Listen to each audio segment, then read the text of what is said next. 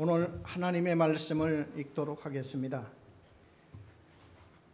구약성경 예레미야 36장 20절에서 성경 말씀을 읽겠습니다. 예레미야 36장 20절, 구약성경 1111페이지입니다.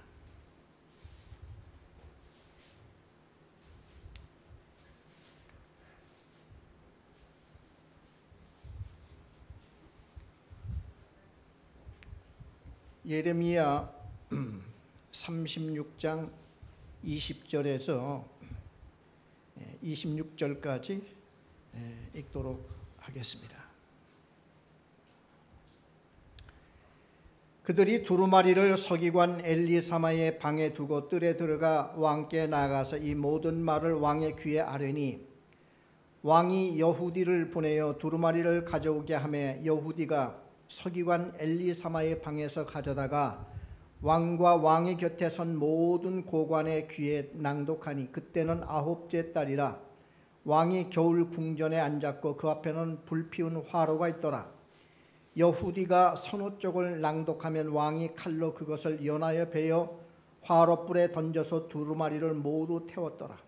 왕과 그의 신하들이 이 모든 말을 듣고도 두려워하거나 자기들의 옷을 찢지 아니하였고, 엘라단과 들라야와 그마랴가 왕께 두루마리를 불사르지 말도록 아뢰어도 왕이 듣지 아니하였으며, 왕이 왕의 아들 여라무엘과 이스라엘의 아들 스라야와 압두엘의 아들 셀라미아에게 명령하여 서기관 바룩과 선지자 예레미야를 잡으라 하였으나 여호와께서 그들을 숨기셨더라.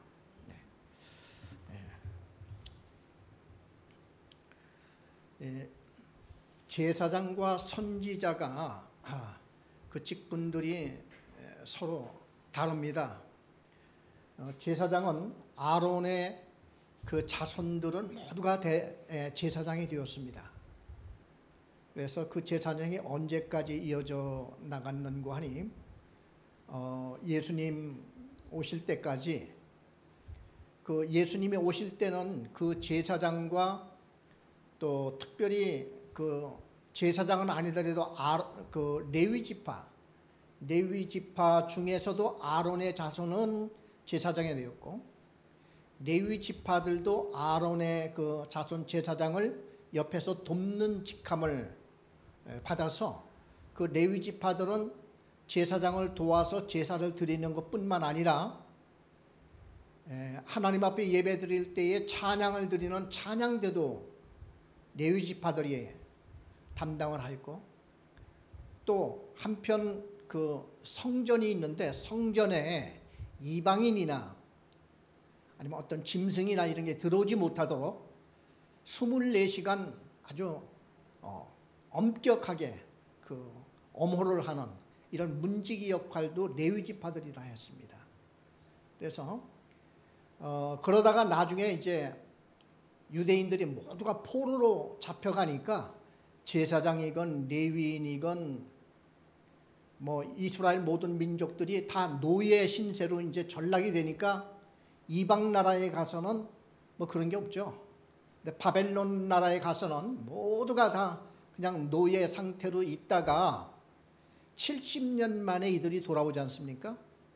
그 유대인들이 바벨론 포로에서 70년 만에 돌아와서 다시 이제 그때 제사장과 뭐 왕족들이 뭐 이렇게 해서 다시 이제 이스라엘 나라는 없어졌고, 유텐 나라를 다시 이제 엉거주춤한 상태로 이제 독립이 되어서 이렇게 나갔는데, 완전한 독립이 아니고 그냥 식민지에 있었어요. 유텐 나라는.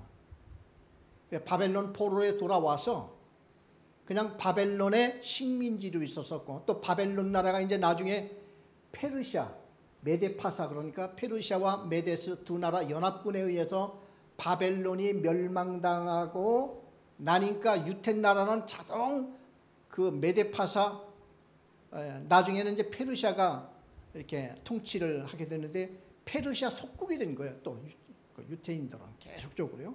그래서 나중에 페르시아가 또 헬라 나라한테 이렇게 망했을 때에 유텐 나라는 헬라 속국이 된 것입니다. 그래서 예수님 당시에 언어가 헬라어로 그리스 말로 다 됐어서 얼마나 오랫동안 그 헬라 나라가 그 유태 나라를 통치했는 유태 나라뿐만 아니라 그 중동 일대, 아프리카, 유럽 일대를 페르시아가 다 이렇게 통치했을 때, 헬라가 통치를 했을 때에 특별히 헬라 나라에서는 그 문화적으로 식민지화를 시켰어요. 그래서 유태 나라도 그 당시에 자기 본국 언어를 이제 다 잊어버리고 한 300년 동안 헬라 그리스 말을 하다 보니까 예수님 당시에 모든 사람들이 다 헬라 말을 했다니까요. 그리스 말을. 그래 성경 말씀도 그때는 이제 예수님이 오시기 전에 있었으니까 구약 성경만 있었죠. 구약 성경 39권을 히브리 말로 원어는 기록되어 있는데 이거를 헬라 말로 번역을 했습니다. 이게 70인역이라고 하는 거예요. 70인역. 여러분 이제 가끔 그 얘기 들어보셨을 거예요. 70인역. 이게 히브리 말로 된 말을 그 성경을 그 당시 그 프톨레미라고 하는 이런 아프리카 왕이었었는데 그 사람이 큰 아프리카 왕이면서도 거기에 도서관을 이렇게 만들어 놓고 히브리 성경을 갖다 놨는데 이 히브리 성경이 너무나 주옥 같은 말씀이고 그냥 일반 사람들이 읽더라도 너무 진귀한 이러한 고전적인 말씀인지라 이 아프리카의 그 프톨레미라고 하는 이런 대왕이 유태인 선생님들을 모셔다가 이걸 번역을 하거라. 이래서 70명을 그 유태 나라에서 유태인들을 모셔다가 이것을 번역을 한 것이 70인역이라고 하고 그때 이 구약 성경 39권에다가 그때 이 다른 그 교훈집 뭐 탈무드니 뭐 등등 이런 거를 거기다가 첨가했어요. 그래 캐톨릭 교회에서는 그 첨가한 거를 지금까지도 외경이라 하면서 성경 39권에다가 플러스 몇십 권을 더해서 우리하고 성경이 달라요. 그래 우리 나중에 종교개혁을 일으켰던 그 마틴 루터가 이거는 성경이 아니고 교훈집이야 해서 다시 우리 기독교는 39권이라고 하는 요 성경을 다시 찾게 되었고 천주교는 지금도 39권 플러스 그래서 한 70몇 권이 돼요. 그래 이 천주교회는요 여러 가지로 다릅니다. 왜냐하면 성경 자체부터가 우리가 없는 그런 것들이 많이 들어있기 때문에 그래 이 성경이 그냥 너무 이렇게 방대하고 이렇게 하다 보니까 신앙이 어떤 건지를 모르는 이런 그래서 아주 막 그냥 뭐에 물 탄 듯이 이런 식으로 성경 그래 그분들하고 신앙이 질적으로 말이 안 통해요. 이번에 제가 이제 유럽에 이렇게 가서 보니까 유럽의 최고의 관광지가 성당이에요. 성당. 얼마나 수백 지금도 짓고 있어. 지금도 아주 완성이 안 돼가지고 지금도 그냥 막 건물을 그 돈이 도대체 얼마인지 이러한 성전을 그들도 지고 있으면서 그러니까 영혼 구원은 관심 없고 인간의 그냥 이게 하나님 앞에 영광도 충성하는 거라고 그렇게 생각하는 모양이에요. 이 근본적으로 성경 자체부터 가지고 틀려요. 이게 언제 때부터 그렇게 됐느냐 하면은 히브리 성경을 헬라 성경으로 헬라 말로 번역을 할 때에 그때 그 70명의 유태인들이 성경 말고도 가지고 있는 전통적인 기록물 교훈집들이 너무나 귀한 것들이 그걸 거기다 삽입을 시켰다니까 이렇게. 그래서 이게 70인역입니다. 그러니까 예수님 당시에서도 그래 예수님과 그 제자들이 성경을 읽을 때 모두가 헬라 말로 된 구약 성경을 읽으면서 예수님께서도 구약 성경을 헬라 말로 읽으면서 설교 말씀을 하셨다 하는 것은 우리는 기본적으로 알아둬야 됩니다.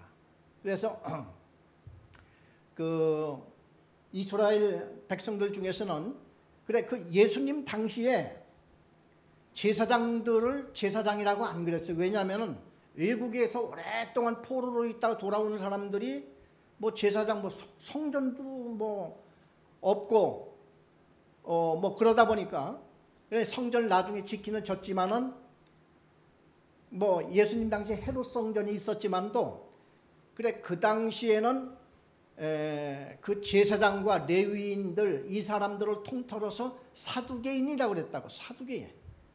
그래 우리 신약 성경에 보면 바리새인과 사두개라는 말이 덜어 나와요. 사두개. 사두개는 바로 그 제사장들과 레위 지파들을 한테 끌어모아서 사두개파라고 그랬어요.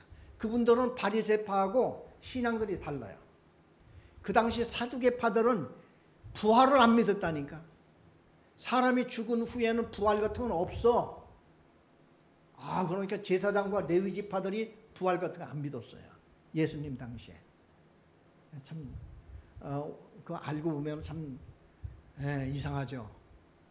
그런데 바리새파들은 오히려 또 예수님의 부활을 믿고 죽은 사람의 부활을 믿고 이렇게 됐죠.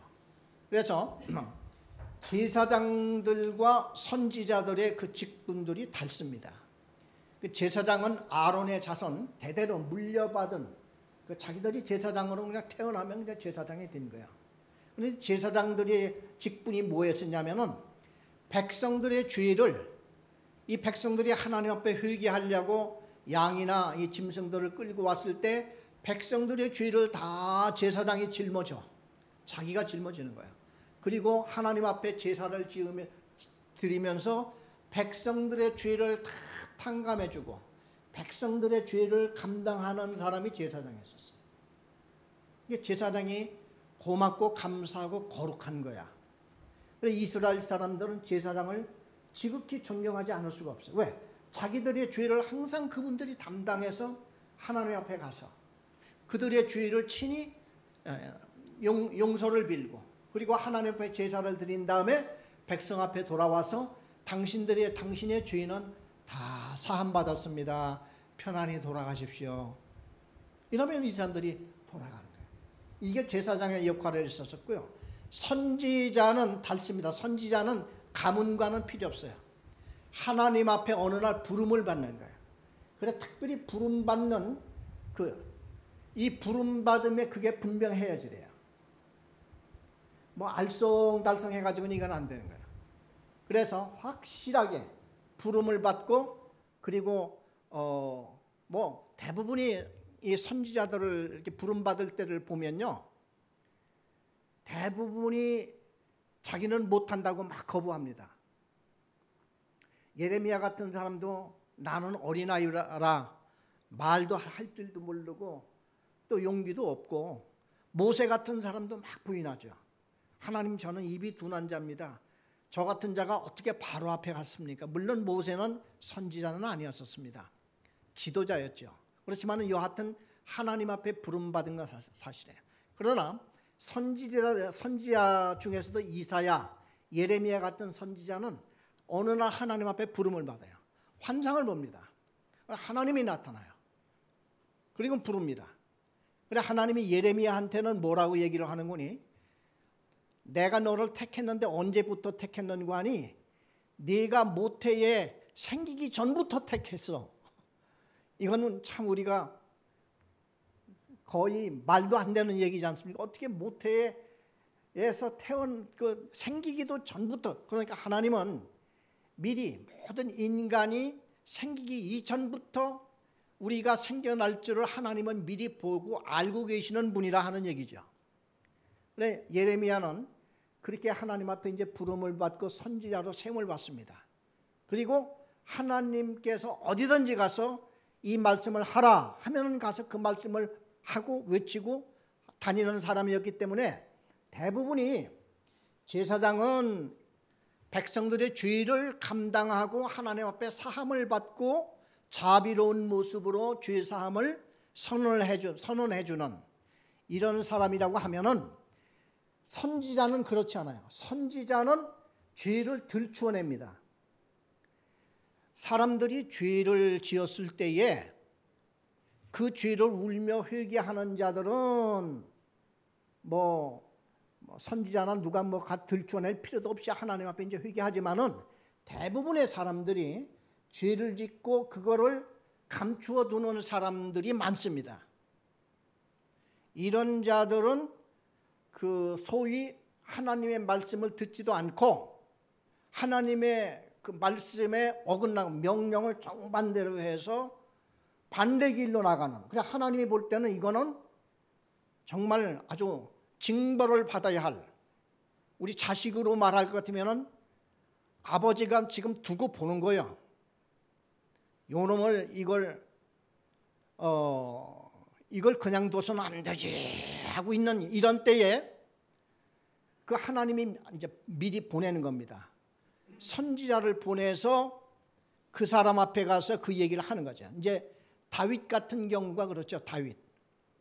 다윗은 왕으로서 소위 음란, 그 간음죄를 짓고 불륜죄를 짓고 이게 부끄러우니까 이게 이제 감당을 못하게 된단 말이죠. 왜? 자기는 사람들 앞에 경건한 왕으로 지금까지 알려져 있잖아요. 누구보다도 여호와 앞에 거룩한 왕으로 하나님의 말씀대로 순종하는, 옛날에 골리앗을 때려 눕힐 때도 그 믿음이 얼마나 대단했습니까?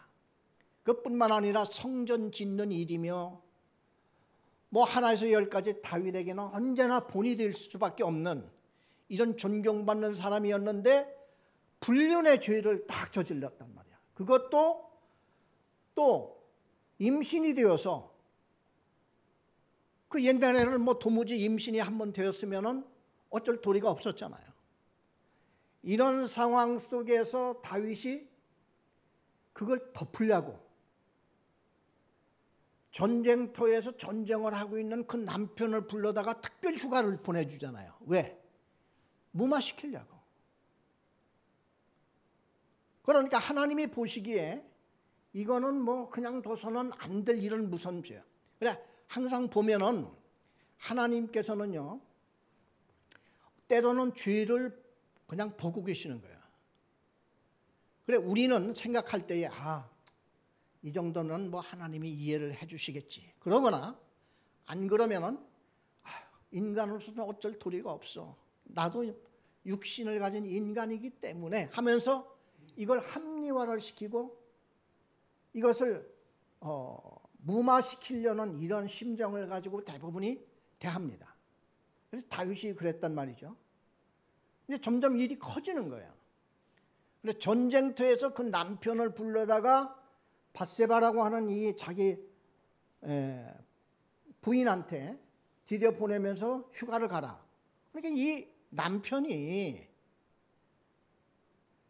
도무지 이게 왕이 하는 일이 납득이 안 가는 거예요. 자기의 그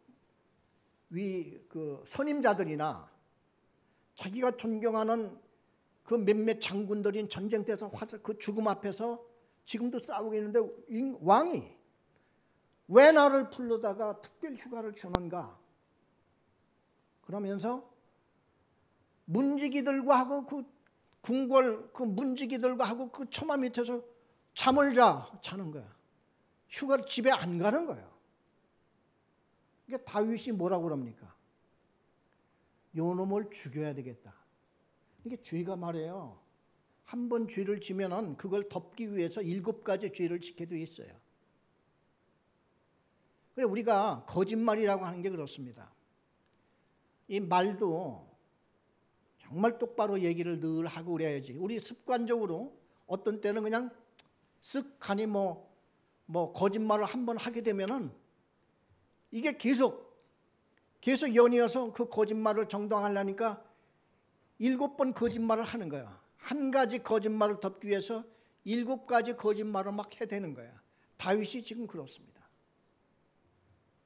우리야를 불러서 임신, 불륜의 그 싹을 없애버리려고 지금 뭐 이렇게 하고 있는데 이 제대로 안 되고 말을 안 듣고 이렇게 되니까 우리야가 잘못이에요? 지금 다윗이 잘못이에요.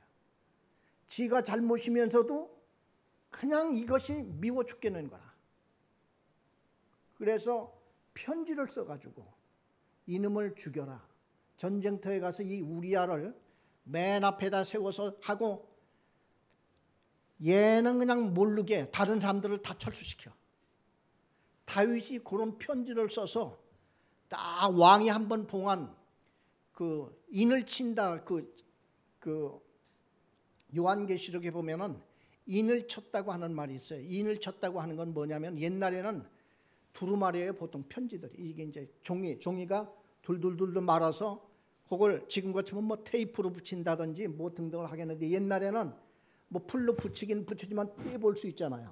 그러니까 인주 있죠, 인주를 딱 붙여놓고 인주 위에다가 도장을 찍는 거예요. 왕의 도장. 그러면은 그 인주가 떨어지면은 왕의 도장이 떨어지니까 누구든지 펴보지를 못하는 거죠. 그래 요한계시록에 보면은 7인을 쳤다 하는 게 두루마리 위에다가 누구도 보지 못하도록 인주를 7개를 딱 붙여놓고 꽝꽝꽝꽝꽝꽝 이렇게 인을 쳤다. 그러니까 누구도 볼 수 없도록 했는데 요한이 막 그걸 봐야 되겠는데 7인이 쳐지니까 거기서 울었다고 그랬잖아요. 그러니까 천사가 나와서 울지 말아라. 우리 어린 양이 이겼도다. 그러면서 이 인을 하나씩 떼죠 이제. 그럴 때마다가 참 이제 전개가 되고 하는 말씀이 요한계시록에 나오는데, 그래 이 다윗 왕은 우리야를 죽이라고 하는 이 편지를 써서 인을 쳐서 그걸 글쎄 우리야의 손에 들려서 그 편지를 우리야의 손에 들려서 전쟁터 사령관 요압한테 갖다 줘서 우리야가 거기 가서 죽습니다. 그래 놓고 나서는 전사한 이제 과부. 그러니까 그때는 뭐 내가 데려다가 이제 부인으로 삼아도 되지. 거기까지 이제 완전 범죄의 모든 계획이 다 된 거예요. 이때 하나님께서는 두고 보셨다가 누구를 보냅니까? 나단 선지자라고 했어요. 나단 선지자를 보냅니다. 그래서 이 선지자라고 하는 것은 참 힘든 직이에요. 자기가 모시고 있는 왕 앞에 가서 정말 뭐 감쪽같이 모르고 있는 이 죄를 가서 얘기를 하라는 건데 어떻게 합니까? 그렇지만은 나단 선지자가 가서 그 얘기를 하죠.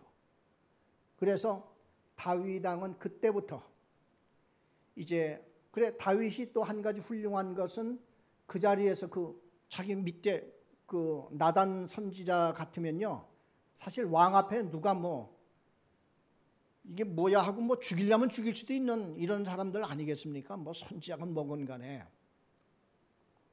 근데 다윗은 거기서 무릎을 탁 꿇고 제가 범죄했습니다. 죄를 지었습니다.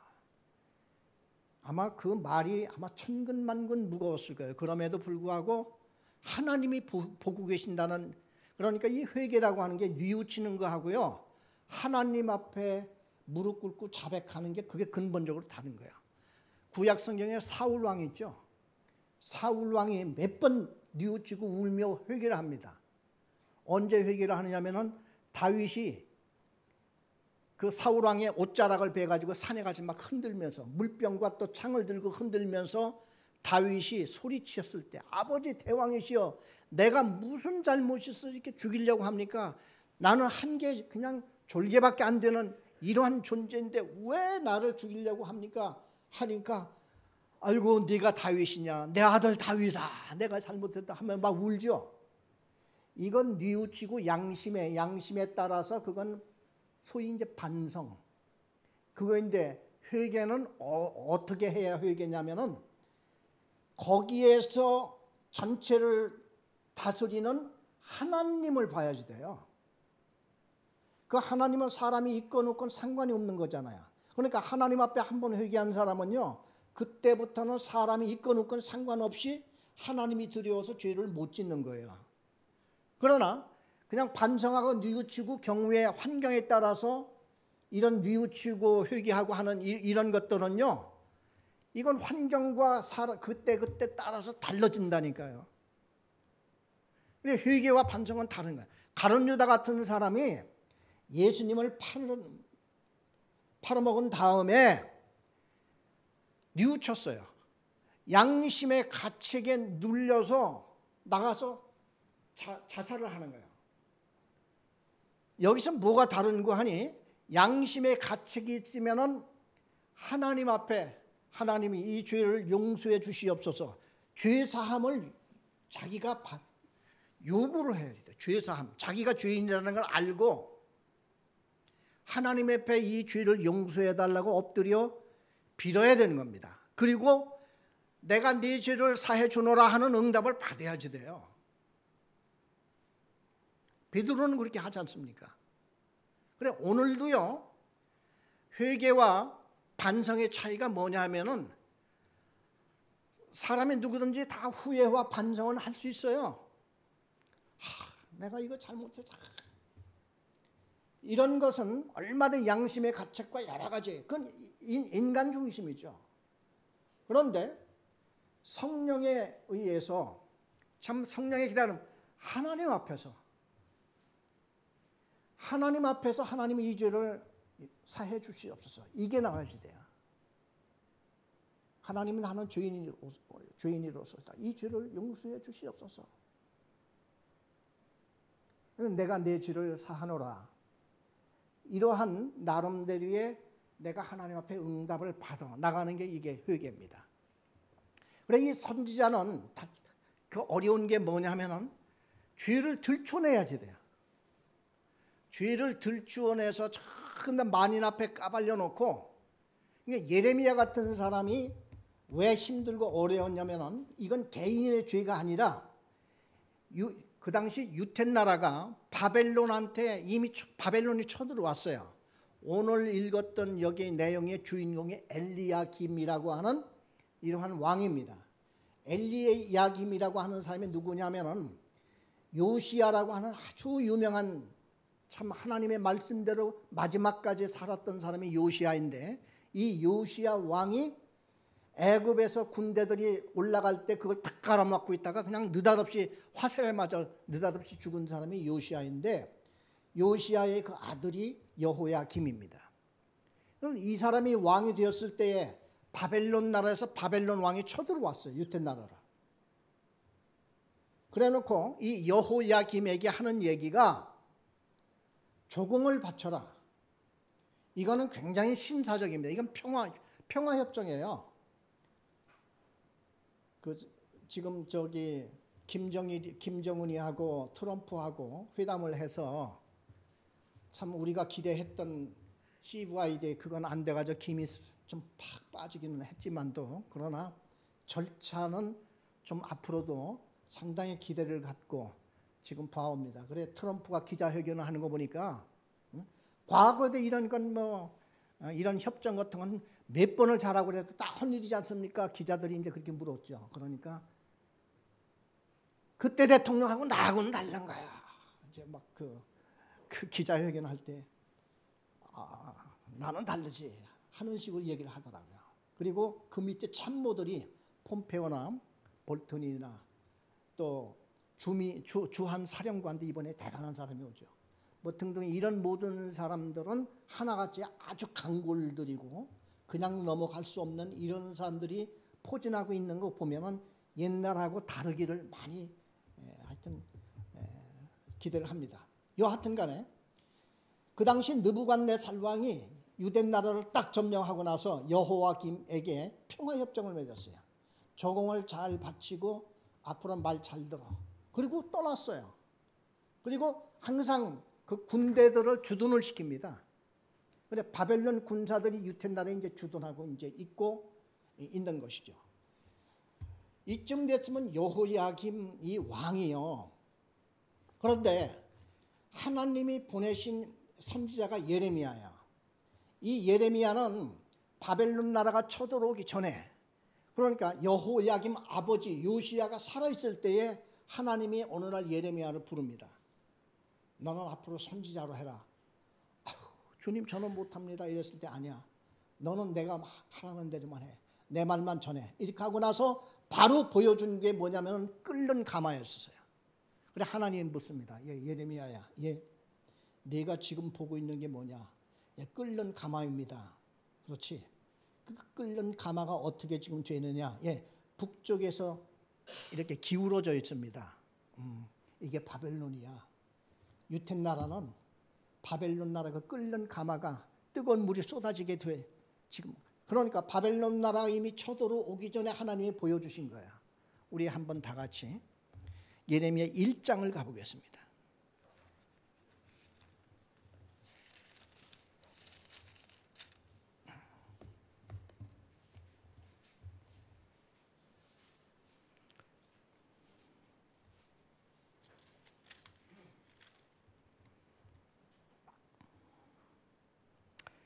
예레미야 1장 이제 먼저 예레미야가 하나님 앞에 부름을 받는 게 나오죠. 1장 4절부터 이제 8절까지 제가 한 절 읽고 여러분이 한 절 읽고 교독을 해나가겠습니다. 여호와의 말씀이 내게 임하니라 이르시되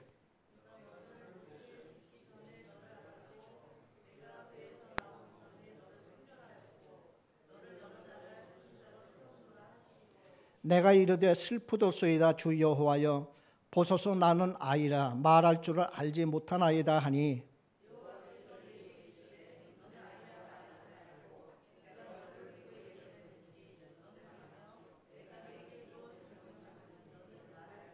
우리 다 같이 너는 그들 때문에 두려워하지 말라 내가 너와 함께하여 너를 구원하리라 여호와의 말이니라 하시고 네 여기 이제 이렇게 하시고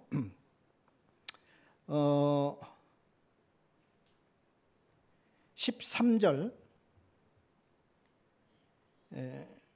제가 13절 여러분이 14절을 읽어주세요. 여호와의 말씀이 다시 내게 임하니라 이르시되 네가 무엇을 보느냐 대답하되 끓는 가마를 보나이다 그 윗면이 북에서부터 기울어졌나이다 하니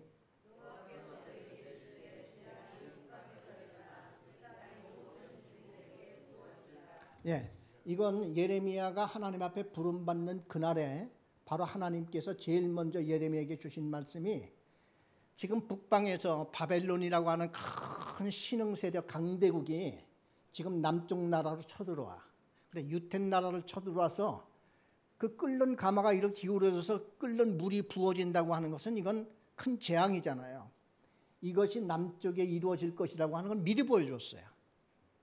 그리고 난 후에 요시야 왕이 급격히 죽고 그 아들 여호야김이 유텐 나라 왕이 되었는데 4년 여호야김이 4년이 되었을 때에 바벨론 나라가 유텐 나라를 쳐들어왔어요.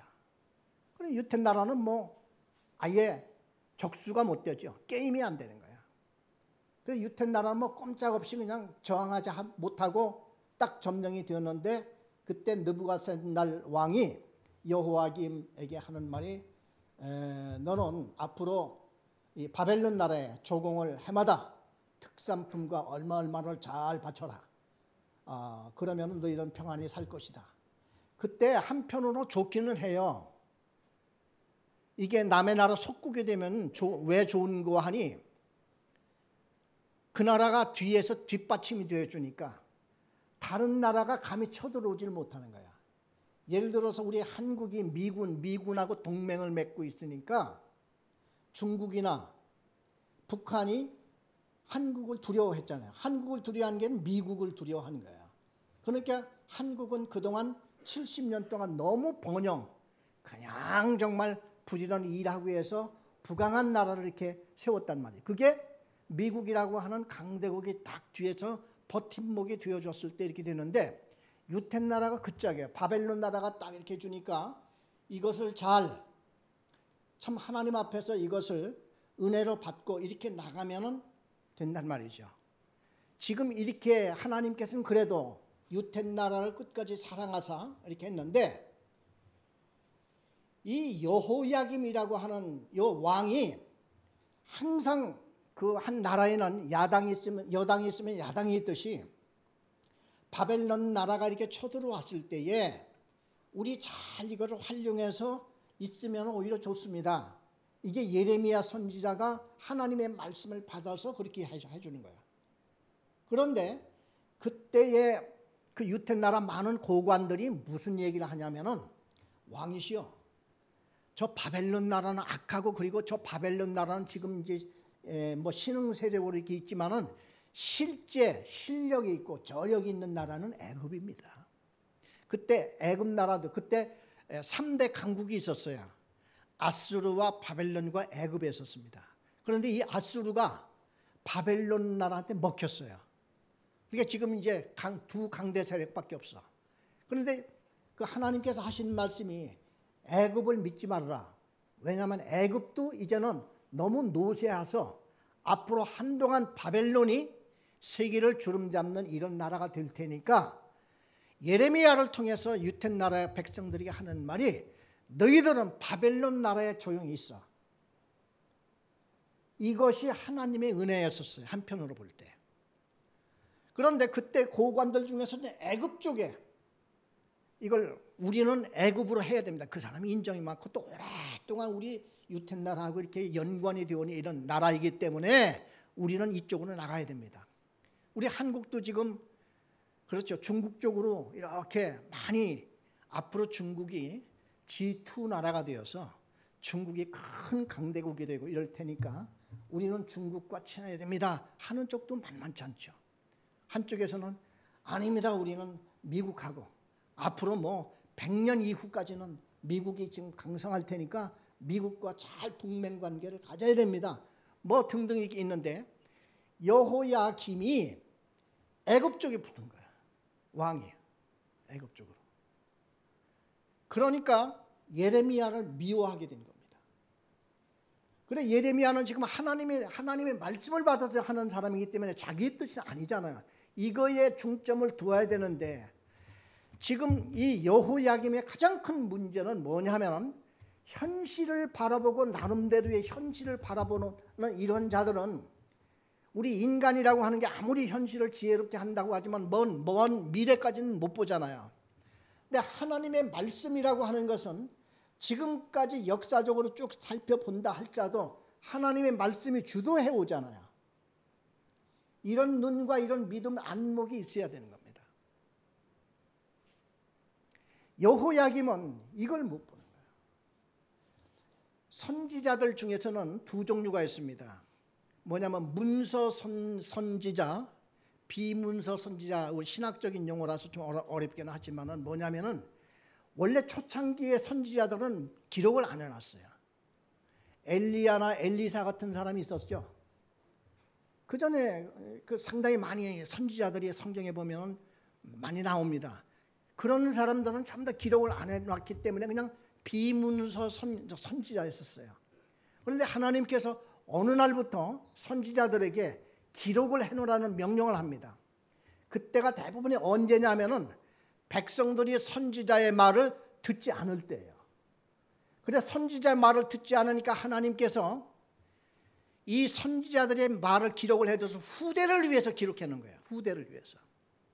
그래서 이사야, 예레미야, 에스겔, 다니엘, 호세아, 아모스 이렇게 쭉 이 사람들이 이제 이렇게 문서 선지자들인데 이분들은 대부분이 백성들과 왕한테 반역을 이렇게 환영을 받지 못하고 전부 다 물리침을 받고 핍박을 받고 미움을 받고 고난을 받고 어떤 선지자는 잡혀 죽고 막 그런 선지자들입니다.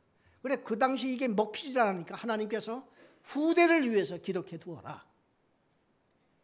그래 이렇게 된 그러니까 문서로 기록으로 남겨둔 이 선지자들 우리가 보고 있는데 제일 먼저 이사야가 이렇게 돼 있었고요. 그다음에 예레미야는 유대 나라가 멸망하는 것을 그대로 본 선지자예요. 그런데 이 예레미야가 이런 이제 선지 역할을 하는데 그 당시에 이제 왕이 3명이 갈립니다. 여호야김이 있었을 때 막 말씀을 이렇게 전하는데 여호야김은 현실주의자고 또 고관들과 함께 의논을 해서 애굽 쪽으로 우리는 가야 된다. 근데 예레미야가 뭐라고 예언을 하냐면은 왕이시여 하나님께서 말씀하시기를 이 성전 불탑니다. 이러니까 그냥 왕이 화가 그냥 확 나는 거야. 아니 이 거룩하고 위대한 하나님의 성전을 누가 감히 불태워? 아니 예레미야 너 어디서 감히 내 입으로 이 성전이 불탄다고 해? 이렇게 나오는 거예요. 근데 왜냐하면 하나님의 말씀을 예레미야가 전하는데도 불구하고 백성과 왕들이 안 들으니까 하나님께서 지금 예레미야 입을 통해서 이 얘기를 하는 거예요. 그리고 예루살렘 성은 멸망합니다. 그리고 전부 다 포로로 잡혀갑니다. 이제 이렇게 된 거예요. 이러니까 한 번은 이제 예레미야가 이 성경 말씀을 쭉 기록을 해 뒀는데 그 왕의 신하 하나가 예레미야라고 하는 이 선지자가 하나님 앞에 받은 말씀이라고 하면서 이걸 참 기록을 해뒀답니다. 그러니까 여호야김이 그래? 어디 한번 읽어나 보자. 가서 예레미야가 기록한 그 문서 두루마리를 가져오거라. 이렇게 명령한 거죠. 이것이 오늘 읽은 이 36장 20절입니다. 그래 왕 앞에서 예레미야가 기록한 그 예레미야 그 설을 지금 가져왔어요. 20절을 다시 한번 보겠습니다. 그들이 두루마리를 서기관 엘리사마의 방에 두고 뜰에 들어가 왕께 나아가서 이 모든 말을 왕의 귀에 이르니 왕이 여후디를 보내어 두루마리를 가져오게 하며 여후디가 서기관 엘리사마의 방에서 가져다가 왕과 왕의 곁에 선 모든 고관의 귀에 낭독하니 그때는 9째 달이라 왕이 겨울 궁전에 앉았고 그 앞에는 불피운 화로가 있더라. 여후디가 서너 쪽을 낭독하면 왕이 칼로 그것을 연하여 베어 화로불에 던져서 두루마리를 모두 태웠더라. 자, 지금 이 여호야김이 그 두루마리는 이제 보통 그 당시 이제 두루마리라고 하는 것은 양가죽으로 되기도 하고요. 또 갈대를 이렇게 베다가 갈대 껍질을 이렇게 해서 이제 그거를 풀하고 이겨가지고 딱 눌러서 갈대로 만든 그게 이제 그런 게 있었어요. 그런데 그 갈대로 만든 이런 종이 대신 이런 것은 오래 못 가잖아요. 거기다 글씨 써놓으면 몇 년이나 가겠습니까? 부서지고 나중에 그러니까 그래서 대부분이 이제 양가죽에 기름을 빼고 차 이렇게 다듬어서 양가죽에다가 이제 이렇게 쓰는 거예요. 그리고 이제 이걸 둘둘 말죠. 그래 두루마리를 이렇게 예레미야 그 말을 읽으니까 예레미야가 지금 좋은 얘기 하겠습니까? 자, 예레미야가 무슨 얘기를 했는지 한번 무슨 그 예언을 했는지 한번 우리가 보겠습니다. 우리 다 같이 지금 이 예레미야를 앞으로 여러분들이 읽을 때 이게 굉장히 혼동이 많이 가요. 왜냐하면은 지금 여호야김이 예레미야 이거를 전부 다 불태웠기 때문에 나중에 그 종 바룩에게 예레미야가 야, 너 기억을 더듬어서 그걸 다시 이렇게 써봐. 그래서 새로 쓴 거예요. 그래서 왕 이름이 막 혼동이 됩니다. 그래 마지막 왕이 시드기야인데 여호야김 얘기 나오다가 갑자기 시드기야가 쑥 깨서 막 이어가다가 시드기야가 또 뚝 붙이고 엘리야김 얘기가 막 나가고 뭐 이런 식으로 되어 있어요. 그러니까 여러분 그건 참고로 해서 여호야김이 첫 번째 왕이고 두 번째 왕이 여호야긴, 세 번째 왕이 시드기야. 이렇게 마지막 이 세 사람인데 이 세 사람 이름을 잘 기억하고 있다가 순서대로 이렇게 가려서 읽으면 됩니다.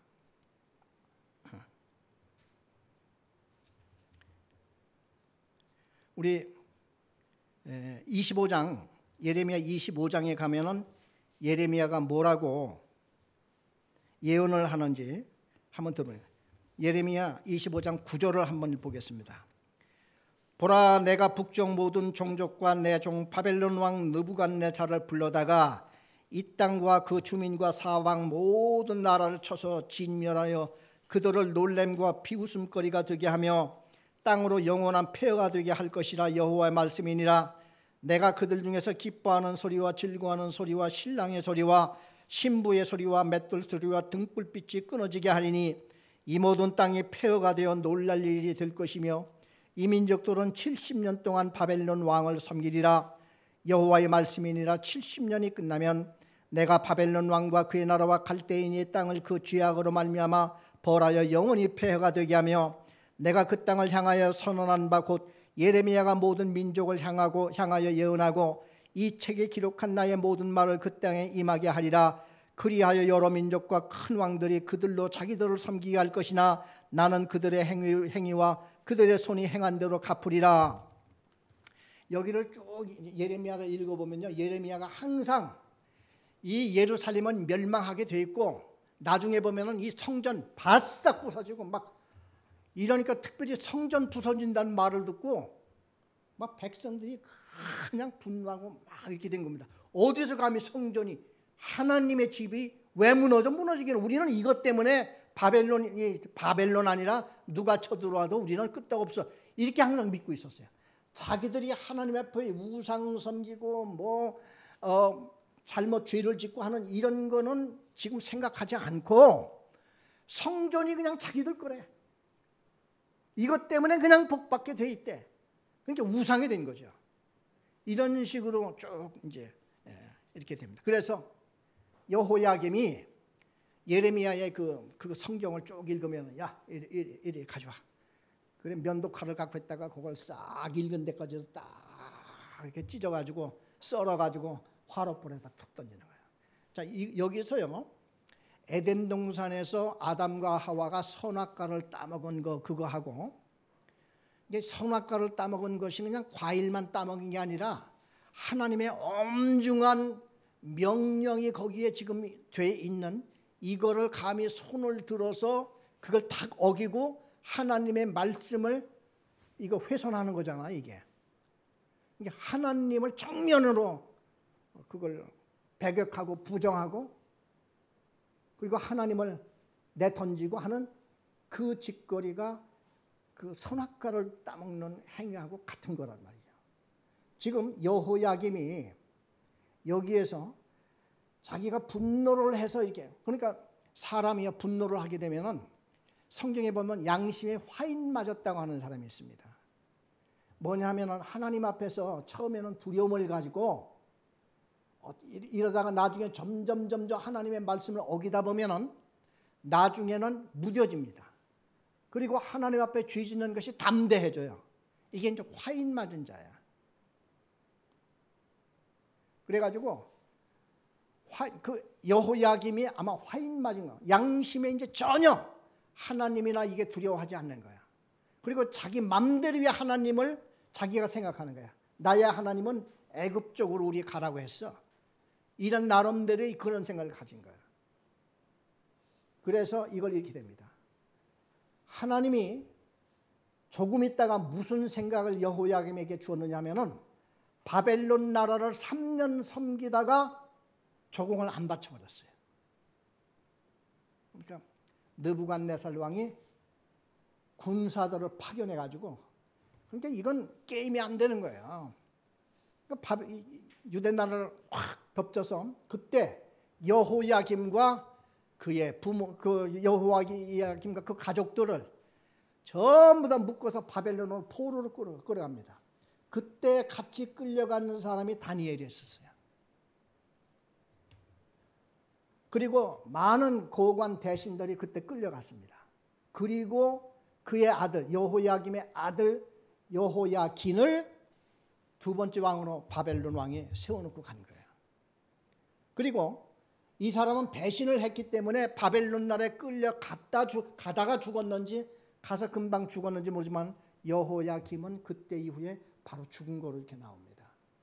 그렇게 하나님 앞에, 그러니까 예레미야 같은 사람이 옆에 서서 그렇게 하나님의 말씀으로 돌아오게 하고 이렇게 함에도 불구하고 여호야김은 그렇게 하나님 앞에 배신을 이렇게 하고 이렇게 하다가 끝내 이렇게 이제 죽음을 맞이한 이것을 보게 되는데, 그 여호야김, 우리 먼저 예레미야 26장을 한번 보고 마치겠습니다. 예레미야 26장 3절.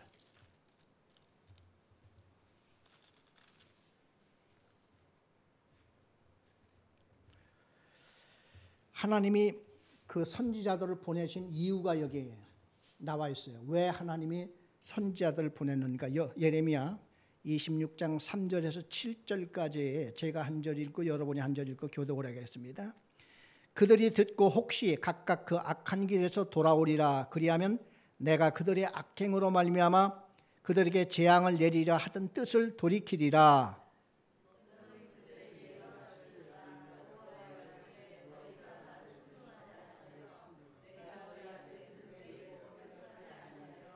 내가 너희에게 나의 종 선지자들을 꾸준히 보내 그들의 말을 순종하라고 하였으나 너희는 순종하지 아니하였느니라.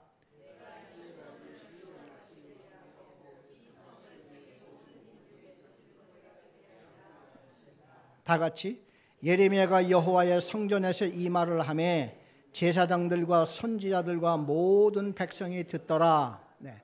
그러니까 하나님이 선지자를 보내서 하는 얘기가 그 죄악에서 다시 돌이켜서 하나님 앞에 회개를 하면은 하나님이 재앙을 내리려고 뜻을 정했더라도 그 뜻을 하나님은 항상 회개하는 사람한테 약해요.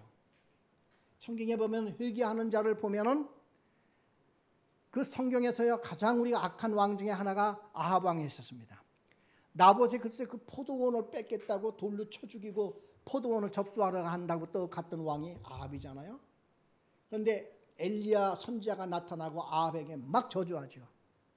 이 포도원 위에 너희 시체들이 나중에 뒹굴 때 개들이 와서 너희 시체를 먹을 것이다 막 저주를 하니까 아합 왕이 그냥 왕궁으로 궁궐로 들어와 가지고 허리를 펴지도 못하고 베옷 꺼끌꺼끌한 베옷을 걸치고 이렇게 하고 다니니까 하나님께서 뭐라고 한지 아세요? 야 엘리야야 저 아합을 보았느냐? 저 아합이 겸비한 모습으로 저렇게 다니는구나. 내가 그 아합의 죄를 그에게 돌리지 아니고 그 후손에게 돌리고 아합은 그냥 편안히 가게 해주마. 그런 말씀이 나와요. 야, 하나님은요 회개하는 자에게 약하세요. 하나님은. 그래 오늘 예레미야를 통해서 하신 말씀이 이스라엘 나라가 지금이라도 유태 나라가 지금이라도 이 말씀을 듣고 돌이키면은 내가 정했던 그 하나님의 뜻이라도 이걸 내가 돌이키지 이렇게 그 뜻을 감하겠다 하는 그런 심정으로 보냈다는 거예요. 그래 우리는요 신앙생활 하면서 그래 제가 늘 부탁드리고 말씀드리는 것은 이 교회에서 이렇게 주는 이 말씀으로 신앙생활 연명은 못하는 겁니다. 이건 동기부여이지 여러분 스스로가 정해야지 돼요. 이건 어떻게 정합니까? 다른 거 없어요. 뭐 한 번에 많이 읽으려고도 하지 마시고 지금 우리 주변에는 1년에 한 번 통독하자. 그럼 한 장 읽어서는 1년에 통독 못합니다. 몇 장을 읽어야지 돼요. 그래서 혹시라도 우리 교회에서 이걸 원한다 그러면 내년부터라도 우리 교회에서도 한 장씩이 아니라 1년에 통독할 수 있는 성경을 한 번씩을 뗄 수 있는 이런 분량으로 이걸 나간다고 하는 것을 당회에서 좀 정해서 그렇게 좀 해보면 어떨까 하는 그런 생각도 듭니다. 그래 이것은 여러분들이 스스로 정해야지 돼요.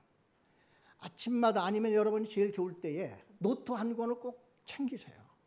그리고 성경을 읽다 보면은 우선 성경에 좋은 말씀이 꼭 있습니다.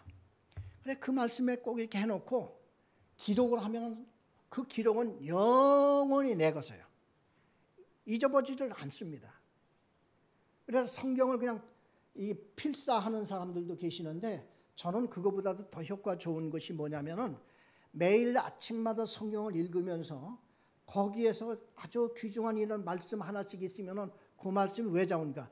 내가 내 노트에는 그냥 거리낌 없이 막 쓸 수 있잖아요. 뭐 어떤 때는 뭐 못하면은 그냥 띄워놔도 좋아요. 이런 식으로 해서 내가 늘 말씀과 함께 은혜로 이렇게 나가는 이것이 바로 우리가 하나님 앞에서 이렇게 하나님 앞에서 우리가 매일 하나님의 말씀을 가지고 살아나는 방식이고 이게 있어야 나는 주님과 동행하는 삶이 살게 됩니다. 우리는 하나님의 백성이 여호야김도 사실상은 하나님의 백성이에요. 왜 그런가 하니 유태인들 모두가 다 하나님 나라 사람들입니다. 그렇지만은 물론 여호와의 김 같은 사람은 뭐 오늘 우리가 이제 입장으로 보면 이 사람이 구원받지 못한 사람이야 그렇겠죠. 그렇지만 여하튼 간에 이스라엘이라고 하는 큰 나라의 모든 백성은 하나님의 백성입니다. 그런 입장 속에서 그 중에서 하나님과 더불어 매일같이 같이 동행하는 사람들이 있어요. 에녹 같은 사람은 300년 동안 주님과 동행했다고 그랬잖아요. 노아 같은 사람은 당대의 의인이라고 그랬잖아요. 어떻게 의인이 될 수가 있어요. 그러나 하나님의 말씀을 늘 가까이 하고 이렇게 나가는 사람은 나도 모르는 사이에 하나님이 나를 의인으로 봐주시는 거예요. 이게 있어야지 우리 신앙을 감당할 수 있고 나 자신이 매일같이 발전될 수가 있고 하나님의 말씀에 따라서 같이 가다 보면은 하나님께서 나를 그렇게 만들어 주시는 것이지 그 외에는 다른 방법이 없단 말이죠. 그래 오늘도 우리는 이 예레미야의 애타는 말씀을 우리가 보면서 이것이 바로 나의 말씀으로 이게 받아들이고 나는 이제 적극적으로 이 말씀을 가지고 살아나가는 이런 귀한 하나님의 백성이 되시기를 바랍니다.